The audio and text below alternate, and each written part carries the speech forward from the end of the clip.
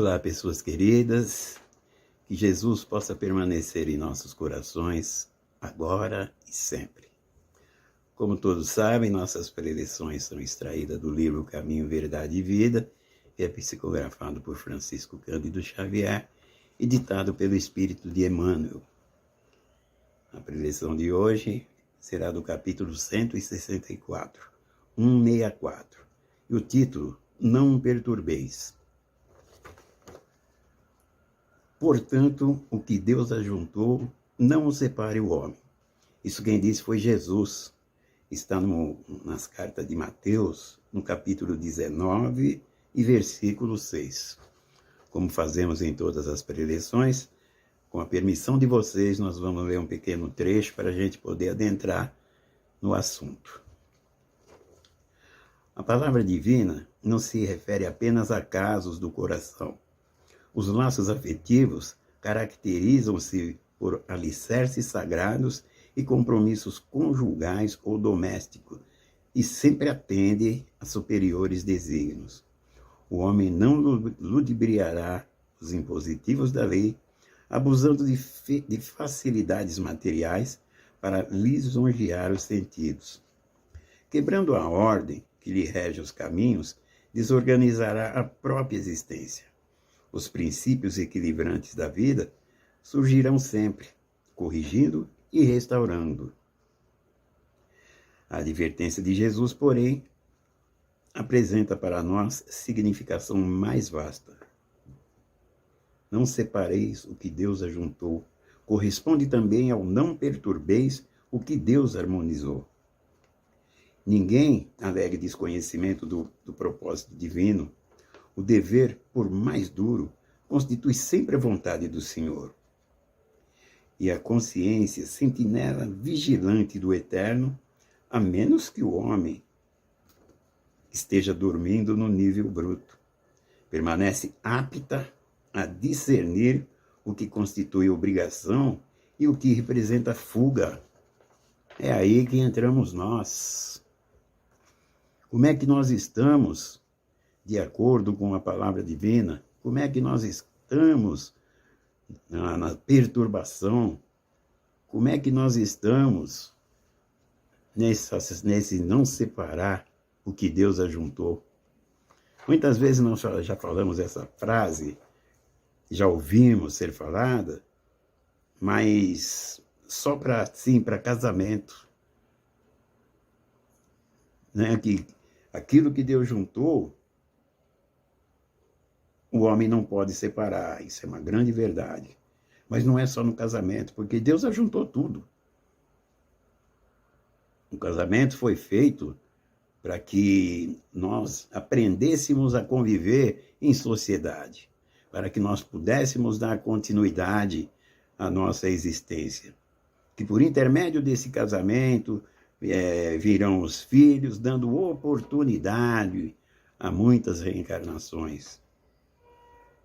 Então, é uma coisa muito vasta, onde nós precisamos entender bem o significado dessas coisas. Essas coisas que Deus juntou e que o homem ou ninguém pode separar, como eu disse, não é só no casamento. Existem boas amizades, que muitas vezes, por causa de fofoca, amizades que são ali, que Deus juntou aqueles amigos, muitas vezes por uma conversa maldita, mal feita, mal falada, nós separamos aquilo. Às vezes um comentário mal dirigido faz amizades antigas serem separadas. Coisas conflitantes, muitas vezes até sem perceber, nós cometemos erro e caímos nesse contexto. É aí onde nós temos que entender a vastidão, a imensidade dessas palavras de Jesus. É aí que entra, não é só no casamento. Se nós temos algum lugar que está harmonizando um lugar, nós não devemos nunca chegar ali e quebrar a harmonia desse lugar, como um local, um jardim bonito, que eu não preciso ali mexer em nada, mas eu não gosto de árvores. Eu vou lá e mando cortar. Meu Deus, aquele lugar é onde os animais pegavam sombra, é onde pessoas cansadas paravam para descansar, tudo. O que eu estou fazendo? Estou desarmonizando. Entende?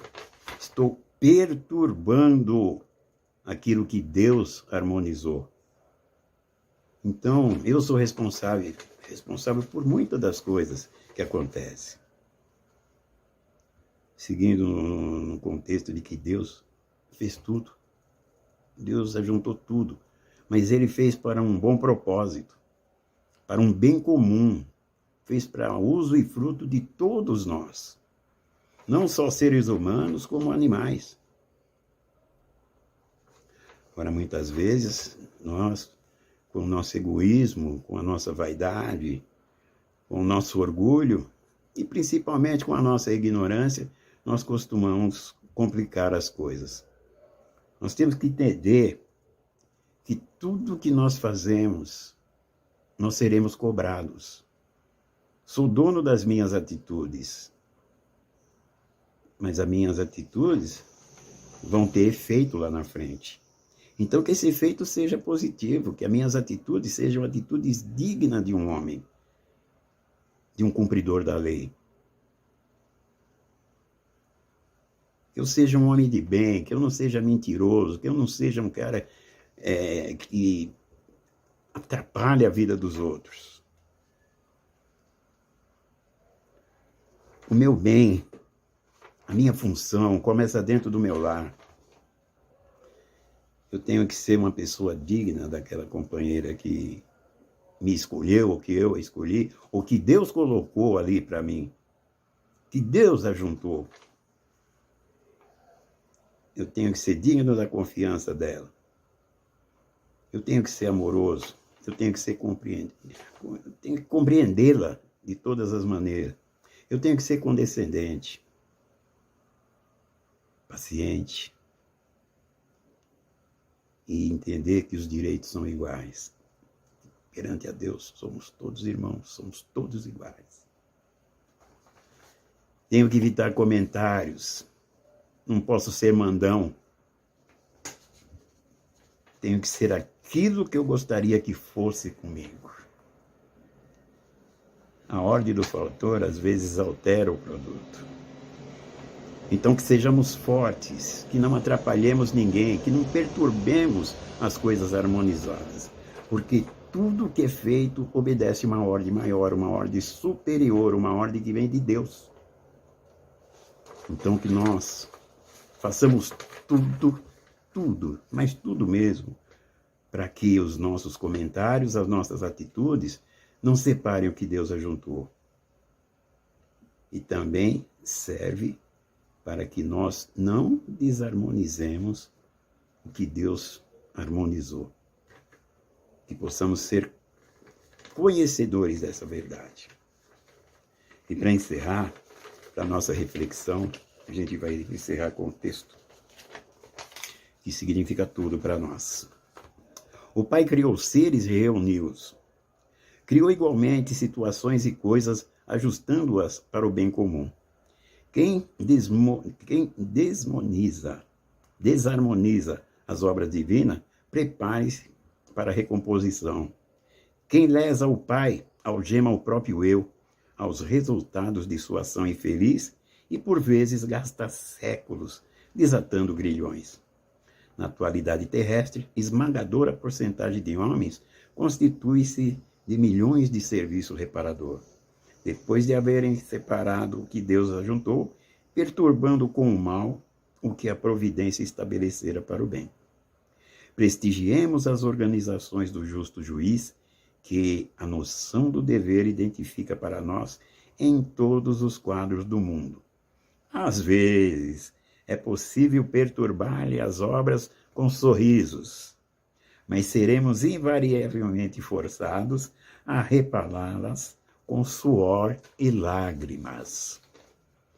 Está aí um modelo de que aquilo que fizermos, a cobrança vai ser bem pesada. Eu posso desarmonizar com sorrisos, Mas para mim deixar aquilo de novo como era, eu vou chorar muito, vou suar muito. Então, que eu possa me manter do lado certo, que eu possa caminhar reto, que eu possa ser obediente, que eu possa ser condescendente, que eu possa seguir os ensinamentos de Jesus, para que eu possa alcançar tudo aquilo que foi prometido. Que eu mantenha a retidão das minhas atitudes, que eu seja sempre o ser que harmoniza, que eu nunca separe por intermédio das minhas palavras e atitudes aquilo que Deus ajuntou, ou que eu nunca perturbe aquilo que Deus harmonizou. Só assim eu serei digno das promessas do Cristo. Era isso que tínhamos para hoje. Espero que todos tenham entendido o recado e até uma próxima oportunidade. Que Jesus possa permanecer entre nós, hoje e sempre. Fiquem todos com Deus e até a próxima.